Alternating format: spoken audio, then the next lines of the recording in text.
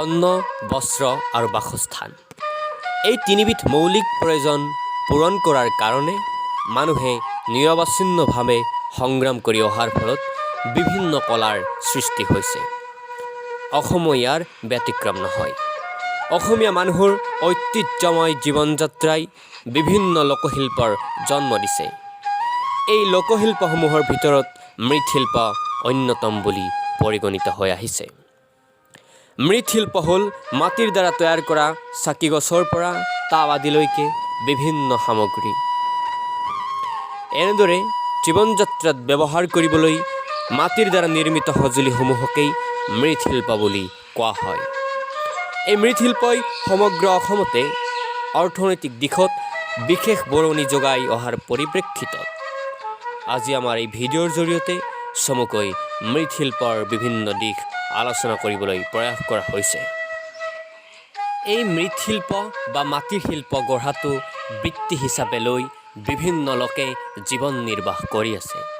ইয়াৰ ভিতৰত কুমাৰ, হীৰা আদি সম্প্ৰদায় প্ৰধান। এই মৃৎশিল্পৰ বিভিন্ন দিশৰ কথা জানিবলৈ আমি দক্ষিণ কামৰূপৰ ৰাজাপুখুৰী গাঁৱৰ থকা এজন কুমাৰৰ ওচৰলৈ গৈ বিভিন্ন ধৰণৰ কথা জানিবলৈ প্ৰয়াস কৰিলোঁ।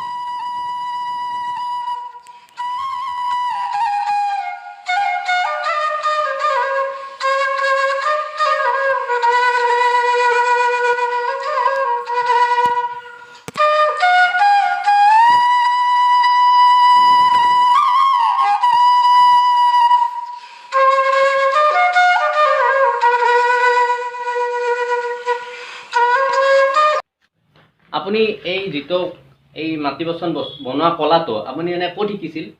মই প্ৰথম গৈছিলোঁ মই বাংলাদেশ। হয়, এইটো শিকিবলৈ গৈছে? এইটো মই চাবলৈ গৈছিলোঁ, কিন্তু ঘটনা যে কি সিমান মই ছাকচেছফুল হ'ব নোৱাৰিলোঁ। তাৰমানে কি যাতে এনেইতো মই অকলে গৈছিলোঁ দেই, মোক আকৌ কোনো কাৰো লগত জানো মই অকলেই গৈছিলোঁ।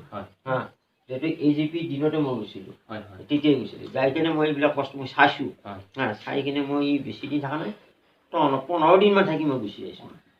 তাৰপিছত এনে আপুনি তাৰপিছত আহি কিনে মই মানে এই বস্তুটো সিমান এটা হেৰি কৰা নাই। তাৰপিছত আহিলোঁ মই হেৰি বিহাৰ গৈছিলোঁ।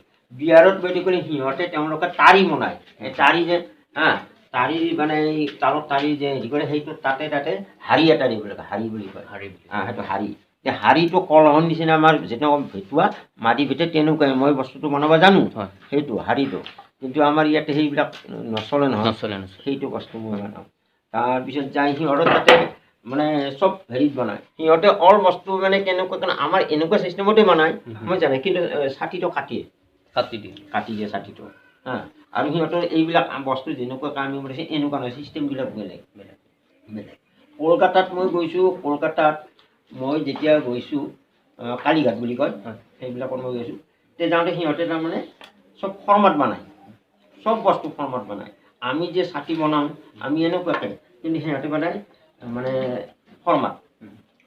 ফৰ্মাত বনায়। মই গোটেইবিলাক চাইছোঁ। তাৰ পৰা মই এই বস্তুটো শিকি আহিছিলোঁ। এই বস্তুটো মই ছাতি এইটো এইটো ছাতি তাৰমানে মই বেলেগ এইটো হাতেদি বনাই নিজে, এইটো চাকত নবনাই, হাতেদি বনাইছোঁ মই। তেওঁলোকে মেচিনত বনাই হেৰি কৰে, সেইটো কিন্তু মই হাতেদি বনাইছোঁ। হাতেদি বনাই কাৰণে এইটো ছাতি মই প্ৰথম যেতিয়া বনাওঁ গুৱাহাটীৰ ফাঁচী বজাৰত মই নিয়মতে দেৱালী ছিজনত দিছিলোঁ। এইটো কি বস্তু মানে বহুতে সুধিছিল, কিন্তু এজন মাৰোৱাৰী মোক সুধিছিল এই বস্তুটো তই কেনেকৈ জানিলি? বোলে এইটো বস্তু মই এনেকৈ। তাৰপিছত সেই মানুহজনে কৈছে এইটোতো ছাতি এইটো বনাব নোৱাৰে, এইটো কলকাতাত বনোৱা ছাতি হয়। এইটো ছাতি মই বনাই পেলাই বিকিছোঁ মই। বিকি পেলাই তাৰপিছত যায় মানুহে বহুত সুধিবাওঁতে মোক বুজাওঁতে টান লাগে। তাৰমানে কেনেকুৱাকৈ এই বস্তুটো এইখিনি তেল ভৰাব লাগে, এইখিনি তেল ভৰাব লাগে। এইখিনি যেতিয়া পাল্টি কৰি দিলে আপুনি এই যে তেলটো কেনেকৈ থাকিব সেইবিলাক সোধাওঁতে কওঁতে মোৰ মানে বেজাল মানে বিৰক্ত লাগি গৈছে। হা, এইখিনি সিয়া দেই সীতা, এইখিনি কিন্তু তেল দিয়ে, এইখিনি তেল ভৰাই দিলে ছাতি ঘৰ এনেকৈ উল্টাই দিলে বাছ, এইটো আলাই থৈ দিব পাৰি। এই ছাতি এনেকুৱা। এইবিলাক মই ছাতি আৰু যিটো নেকি হাতেদি মানে যিটো ফৰ্মাত বনায় সেই ফৰ্মাত ময়ো বনাইছিলোঁ। সেই ছাতি আছিল। খুৰা আপুনি এতিয়া কি বনাই আছে? এতিয়া মই বিয়াৰ ঘট বনাব। এইটো বিয়াৰ ঘট বনাম। আহক দৰ্শকসকল, এতিয়া আমি এটা খট বনোৱা চাওঁ। মৃৎশিল্প সমগ্ৰ অসমৰ লগতে দক্ষিণ কামৰূপৰ লোককলা হিচাপে পৰিগণিত হৈ আহিছে। ইয়াৰ লোকসকলে দৈনন্দিন প্ৰয়োজনত লগতে ধৰ্মমূলক ক্ৰিয়ানুষ্ঠান তথা জীৱিকা নিৰ্বাহৰ সঁজুলিৰূপে মৃৎশিল্পৰ ব্যৱহাৰ কৰি আহিছে। এইবিধ লোকশিল্পত চহা লোকসকলৰ শিল্পী সুলভ মনোভাৱৰ লগতে উন্নত মনৰ ৰুচিবোধ তথা ব্যক্তিত্বৰ স্বাক্ষৰ প্ৰতিভাত হয়।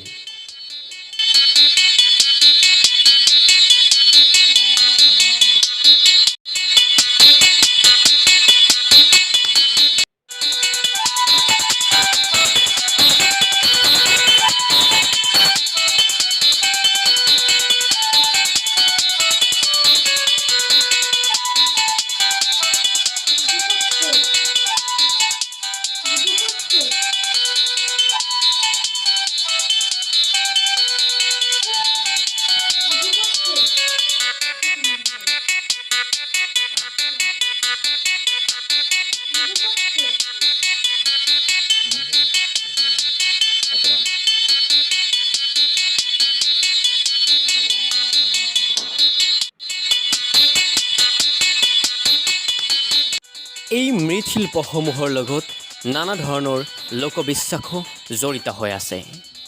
আমি কুমাৰজনৰ ওচৰলৈ গৈ মাটিৰ চাকি বনোৱা পদ্ধতিৰ বিষয়ে সোধাত তেখেতে মাটিৰ চাকিৰ লগত জড়িত বিভিন্ন লোকবিশ্বাসৰ কথা এনেদৰে অৱগত কৰে। সেইটো চাকি তাৰমানে আমাৰ যেনে দেৱালীত নজ্বলায়, দেৱালীত জ্বলাই আমাৰ কুমাৰ মানুহৰ যেনে হাতেদি বনোৱা চাকিটো, এইটো চাকি তাৰমানে চাকত কটা চাকিটো আমাৰ হিন্দু মানুহে অৰ্থাৎ নজ্বলায়। এইটো চাকত কটা চাকি, সেইটোৰ কাৰণে আমাৰ মানুহে আমাৰ কুমাৰ যিটো নেকি কুমাৰ এটা জাতি আছে, এই কুমাৰ জাতিটোৱে মানে চাকত চাকি নবনায়, চাকিটো নবনায়, কাৰণ কি সেইটো চাকি মানে হেৰি নহয়, এই ৰছী দি কাটো সূতাডাল কাটি কাটাৰ কাৰণে তাৰমানে সেইটো শুদ্ধ নহয়, এইটো শুদ্ধ নহয়। কিন্তু যিটো নেকি তিৰোতাবিলাকে আমাৰ ছাতি বনায় হাতেদি, সেইটো ছাতি দেৱালী মানে দেৱ দেৱী পূজাৰ ৰিয়েল মতে দেৱ দেৱী পূজাবিলাকত সেইটো ছাতি থাকে। কিন্তু আমাৰ মানুহে আচলতে নাজানে, কিছুমানে চাকত কাটা ছাতিটো দেই, এইটো আচলতে শুদ্ধ নহয় বুজিছিলোঁ। আপুনি এইবিলাক এই বস্তুখিনি অকণমান চিনাকি কৰাই দিয়কচোন, এই বস্তুটো কি কয়? আচ্ছা, মই এইটো বস্তু মানে নহয় এইখিনি নহয়, যিখিনিৰে আপুনি মাটিৰ বাচন তৈয়াৰ কৰে সেইকেইটা নামখিনি কওকচোন এবাৰ। মই ইয়াতে এই হেৰিটোতে এইটো বনাওঁ, এইটোত ভেটুৱা বনাওঁ, পাতি ভেটুৱা বনাওঁ, মাদি ভেটুৱা বনাওঁ বিয়াৰ, আৰু চাহ খোৱা কাপ বনাওঁ, তাৰপিছত যে আৰু পানী খোৱা গিলাচ বনাওঁ, এইবিলাক বনোৱা যাৰ ঘট বনাওঁ, বিয়াৰ ঘট মানে পূজাৰ যিখিনি সামগ্ৰী লাগে আমাৰ অসমীয়া মানুহৰ, সেইবিলাক সামগ্ৰীবিলাক এই চাকটোত বনোৱা হয়। আৰু এই যে আপুনি হাতত যে লৈ আছে এইডালক কি বুলি কয়? এইডালক হ'ল যে ঘৰুৱা চাকৰ লাঠি বুলি কয় নাই, এতিয়া লাঠি দি তাৰমানে চাকাটো ঘূৰোৱা যায়। আমি কাৰেণ্টৰ চাক পোৱা নাই, কাৰেণ্টৰ চাক নাপোৱাৰ কাৰণে আমি এইটো হাতেদি ঘূৰাব লাগে। আপোনালোকে এই ব্যৱসায়ৰ লগত কেতিয়াৰ পৰা জড়িত? আজি বহু বছৰৰ পৰা, আমাৰ আটা পিঠাৰ দিনৰ পৰা কৰি আছোঁ। বৰ্তমান যদিও আটা পিঠাৰ দিনত আছিলোঁ তেতিয়া সিমান এটা প্ৰচাৰিত নাছিল, কিন্তু এতিয়া লাহে লাহে ধীৰে ধীৰে মানে এইবিলাক বস্তুটোৰ অলপ মানে উন্নত হৈ আহিছে, সকলোকে যে প্ৰয়োজন হৈ আছে। খালি বিয়াবিলাকত এটা বস্তু বন্ধ হৈছে কি, যে পানী খোৱা গিলাচটো বন্ধ হৈছে। গিলাচটো আজিকালি যিহেতু প্লাষ্টিকে বজাৰখন লৈ লৈছে, এইটোৰ কাৰণে আমাৰ তাৰমানে মানে ভাত কমি গৈছে, ভাতে আপোনালোকৰ ব্যৱসায় কমি গৈছে কিছু পৰিমাণে হ'লেও। যেনে আজি চাহ খোৱা পানী, চাহ খোৱা গিলাচটো যদি হয়, তেনেহ'লে চাহ খোৱা গিলাচটো হ'লে আমাৰ এটা গিলাচত অৰ্থাৎ ধৰকচোন 5 টকা 10 টকা এনেকুৱা পৰি যায়, তথাপি হ'লেও আমাৰ মানে প্ৰফিট হয়। যেতিয়া নেকি বিয়াবিলাকত আজিকালি প্লাষ্টিক হয়, তেনেকুৱা স্থলত আপোনালোকে এই চাকি টাকি যে বনাই এইবিলাক ক'ৰ বজাৰত সাধাৰণতে বিক্ৰী কৰে? এতিয়া আমি এনেই গুৱাহাটীত যাওঁ, কিন্তু কথাটো বেছিকৈ আমি দেৱালী ছিজনত গুৱাহাটীত যাওঁ, ফাঁচী বজাৰত। এই ফাঁচী বজাৰত তাৰমানে আমি বছৰত এই দেৱালী ছিজনত দেৱালীৰ সময়ত মানে বেছি বিক্ৰী হয়। আৰু আপুনি বাংলাদেশলৈ কি কাৰণত গৈছিল? এই ব্যৱসায় সংক্ৰান্ততে গৈছিলোঁ মই সেইবিলাক চাব গৈছিলোঁ তাৰমানে কি চাব তেতিয়া গৈছিল মই তাত? চাব গৈছিলোঁ হয় তাত কেনেকুৱা ধৰণৰ এইবিলাক তাৰ হেৰিবিলাক অলপ বেলেগ টাইপ হয় হয় সেইবিলাক মানে যদিও মই চাইছোঁ তাৰমানে সেইবিলাক বনোৱাটো মই দেখিছোঁ হয় কিন্তু মই সিমান এটা আয়ত্ব কৰিব পৰা নাই। আয়ত্ব কৰা নাই সেনেকুৱা এই মৃৎশিল্পসমূহৰ বিষয়ে মানুহৰ মুখে মুখে বিভিন্ন সুন্দৰ প্ৰবচন প্ৰচলিত হৈ আছিল। উদাহৰণস্বৰূপে ভাত খাবি আহুৰ মাত খাবি হাহুৰ, ভাত খাবি কাটাৰ মাত খাবি আটাৰ। ইয়াত কাটাত বনোৱা ভাতৰ কথা কৈছে, অৰ্থাৎ কাটাটো হৈছে মাটিৰে তৈয়াৰী এক উল্লেখযোগ্য পাত্ৰ। এই মাটিৰ বাচনসমূহ আমাৰ পৰিৱেশৰ কাৰণেও উপকাৰী। প্লাষ্টিকে কৰা পৰিৱেশ প্ৰদূষণ বহু পৰিমাণে হ্ৰাস কৰিব পৰা যায় এই মাটিৰ বাচনৰ ব্যৱহাৰেৰে।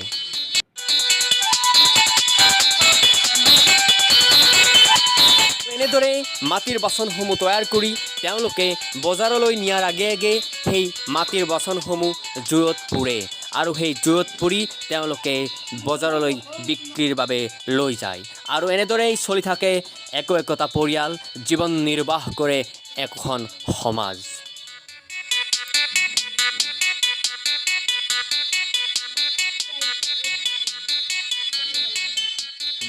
চাৰিও চাইডৰ পৰা এক চাইডৰ পৰা আমি জুই লগাওঁ। জুই লগাই দিলে মানে আজি নহয় দুদিনলৈকে থাকে, কিছুমানে একদিন থাকে। আপুনি এই চাব এইকাৰণে মানে খেৰ ঝাপি আছে, খেৰ ঝাপি আছে এনেকুৱাকৈ দি যায়।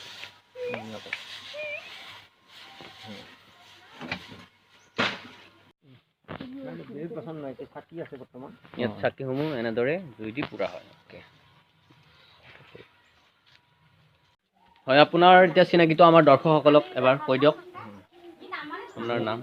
মোৰ নাম হৈছে প্ৰবীণ কুমাৰ। হয় মই গাঁও ৰাজাপুখুৰী, হয় বাকৰাপাৰা। হয় আপুনি এনেকৈ এইবিলাক বৃত্তিৰে জীৱন নিৰ্বাহ কৰি আছে? এই মই বিক্ৰী কৰি পেলাই এইবিলাক কাম কৰি পেলাই মোৰ ল'ৰা ছোৱালী হয় সকলোকে মই মানে পঢ়োৱা শুনা গোটেইখিনি খৰচ মই এইবিলাকে দিয়ে কৰিব লাগে। হয় ধন্যবাদ, আপোনাক ধন্যবাদ জনালোঁ। প্ৰিয় দৰ্শক, আপোনালোকৰ যদি এই ভিডিঅ'টো চাই ভাল লাগিলে তেনেহ'লে লাইক কৰক, শ্বেয়াৰ কৰক আৰু ছাবস্ক্ৰাইব কৰিবলৈ নাপাহৰিব।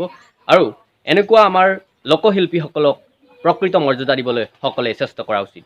এইখিনি কৈয়ে আজিৰ এই ভিডিঅ' সমাপ্ত কৰিছোঁ। ধন্যবাদ।